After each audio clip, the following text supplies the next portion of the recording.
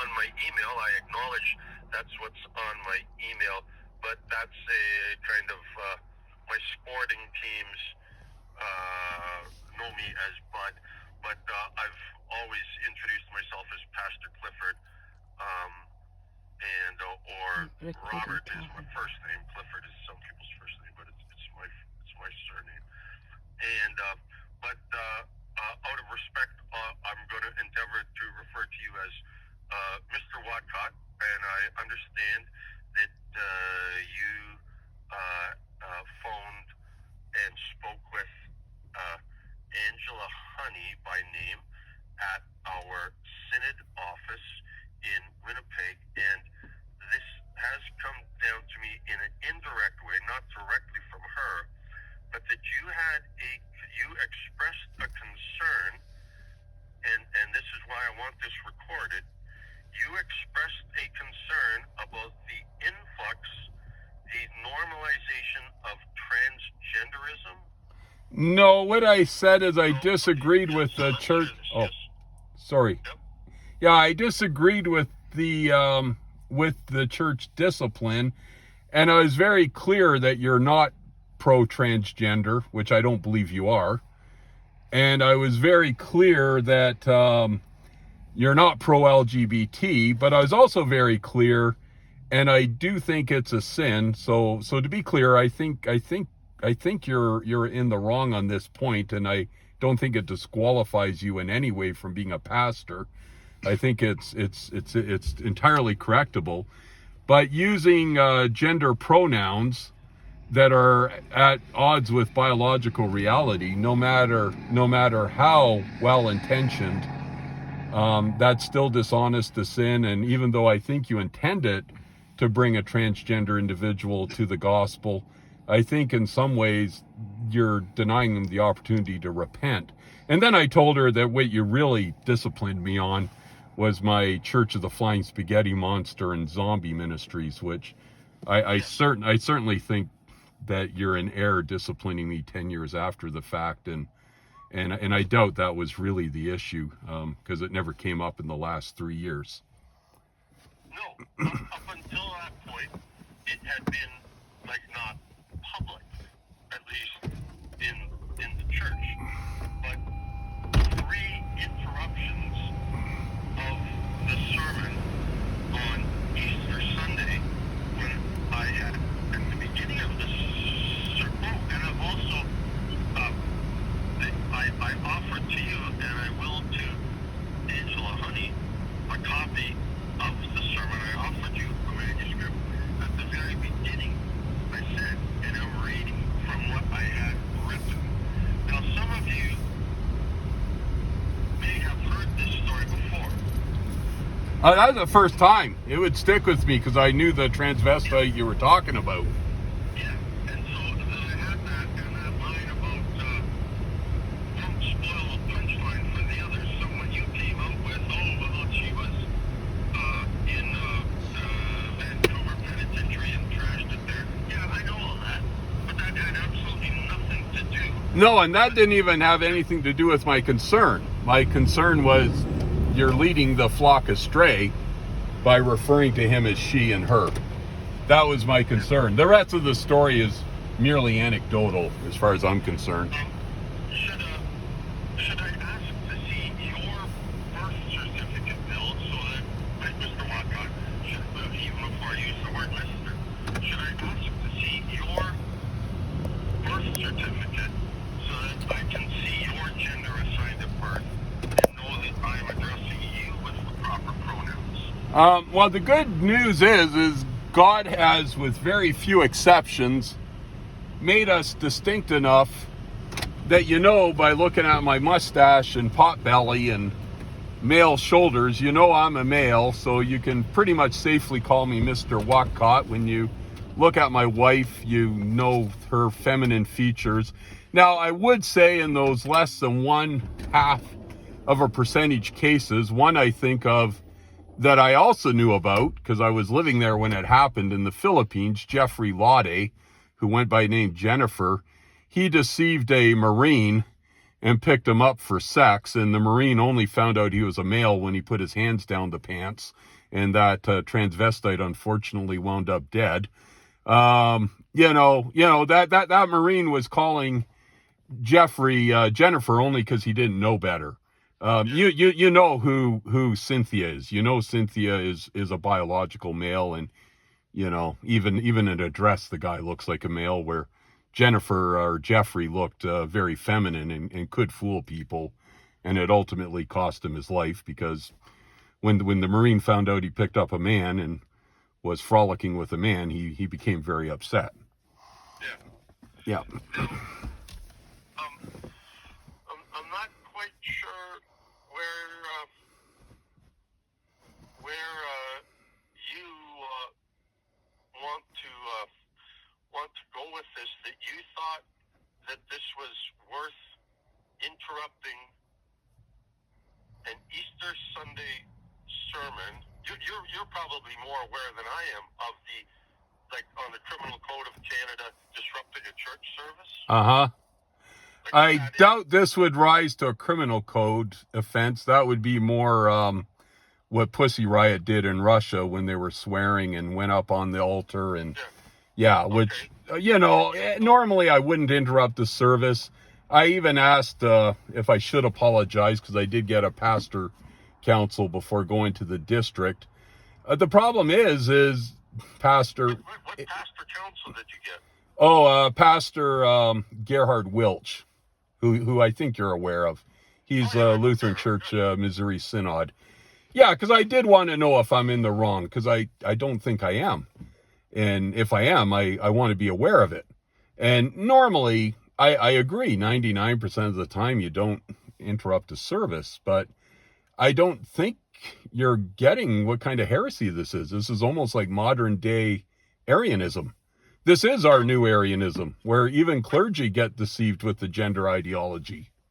When you are attending at Clive Baptist Church, Uh-huh. do you interrupt the service there when the pastor preaches decision theology, when the pastor says baptism does not save you, when the pastor denies the real presence in the Lord's Supper?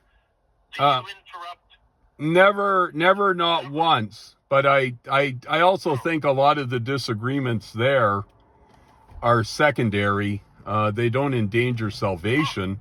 I honestly think that denying God's creation, if you want to hear my perspective, and using she on a biological male, I just don't want people in the church to think that's okay. I would disrupt the Clive Baptist Church if they did that. Did you hear the sermon? And I'm sure you did. Let me find the quotation. The first time, and again, the manuscript is available.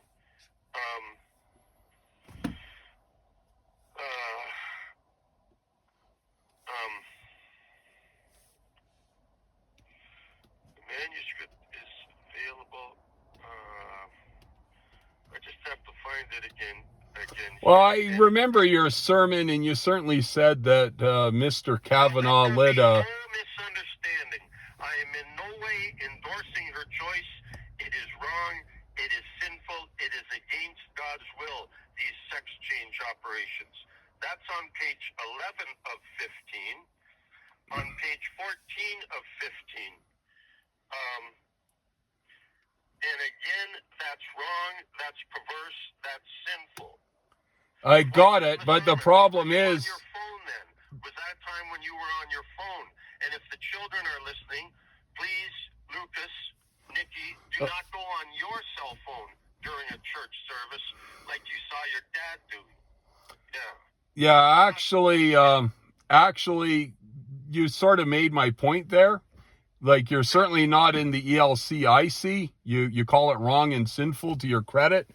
But in your own sermon, as you read out here for it to be recorded, you use the word her. When It's all over it. It's all over the manuscript. Bill, if you think, for the sake of your eternal soul, if you think that's a more serious sin then denying that baptism saves, denying the real presence in the Lord's Supper at the Baptist Church. It's just a symbol. It's just a representation, and it's certainly not for the forgiveness of your sins. For the sake of your eternal soul and your family, as the head of the household, Bill, you need to flee from false doctrine. If you are so discerning on political things, this is actually creation. It's not even political. No, the videos you post, your voting video most recently, and the previous blog showing great discernment between the political parties. If you cannot discern that there's a reason there's a Baptist church and there's a reason that there's a Lutheran Church Canada church, St. Paul's words, it is a different gospel. It is a different gospel. Well, they got the same gospel. They got a different understanding of sacraments, and that matters. But no, but it does matter. But there's other things that matter too. The kids do receive the gospel, and they do have programs that are helping in their formation. It's So going to be terribly confusing for them to hear at one church, at Clive Baptist Church, if he's a faithful Baptist preaching doctrine, they are saved because they make a decision for Jesus and show their obedience by being baptized. well, it certainly is an act of obedience, and I disagree that that's all it is. But no, there you are saved by justification through faith alone, which you know as well as I do. There's Lutherans who don't get that and can go to hell, and there's Baptists who get it and will be in heaven.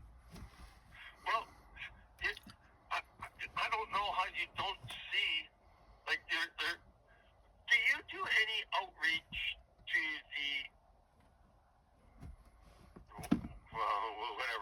alphabet community in between gay pride parades? Oh yeah, I brought a sodomite to Pastor Munoz's church, who I had as a nurse, and he was dying of AIDS. He was actually a Lutheran who completely slipped away, and then his mother became Salvation Army. And Pastor Munoz administered the olive oil and prayed with him on his last minutes of life. Beautiful. No, God has used me on more than one occasion between pride parades, but certainly going in the parade to bring 3,000 gospel flyers to the sodomites was not at all a bad thing. The problem is the only churches present there are actually the heretical ones, the pro-gay ones.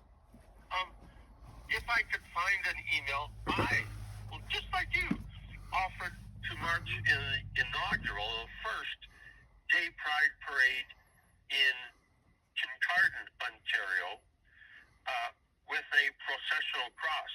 And I offered respectfully, and I got a really respectful reply saying, thank you, no. I didn't subsequently sneak in there or do something blasphemous like calling myself the high priest of the Church of the Flying Spaghetti Monster. It is, again, I didn't ask you specifically about that. Was there any sin in that, presenting yourself as the high priest? I don't think so, and I'll tell you why. This is where Christian ethics, as defined by Bonhoeffer's book Ethics, there is nuances, and actually we had a theologian by the name of Michael Farrell, very esteemed conservative Roman Catholic, go over the theology of what I did during my hate crime trial, and him and I never talked ever. And it's amazing how much his thinking lined up with mine. That number one, sodomite parades are a spiritual war against Christ. They're not terribly legitimate. The real blasphemy wasn't me. I deliberately picked the Church of the Flying Spaghetti Monster so I wouldn't blaspheme the real God. But indeed, for a few hours, I used deception to access this tax-funded parade. much like the midwives in chapter 1 of Exodus used deception to save the Hebrew babies, because it was entirely illegitimate that the Pharaoh wanted to murder them, and so he really didn't deserve the truth from the midwives. And in that case, God actually credited it to them as righteousness. Certainly, modern evangelicals have used deception to smuggle Bibles into communist countries. Homosexual parades are very totalitarian. They make you pay for them, and then you only get one side of the story. So no, I felt pretty comfortable morally and theologically speaking, using deception to get my gospel material. Like yourself, I asked to march in the parade because it is tax funded and it is inclusive. As an openly Christian man, I wouldn't say their response was respectful, but it wasn't overly rude. It just said, Mr. Whatcott, you're not allowed in this parade or any parade in the future. So they put me in the closet and forced me to become a gay zombie or a spaghetti monster, depending on the parade we're talking about.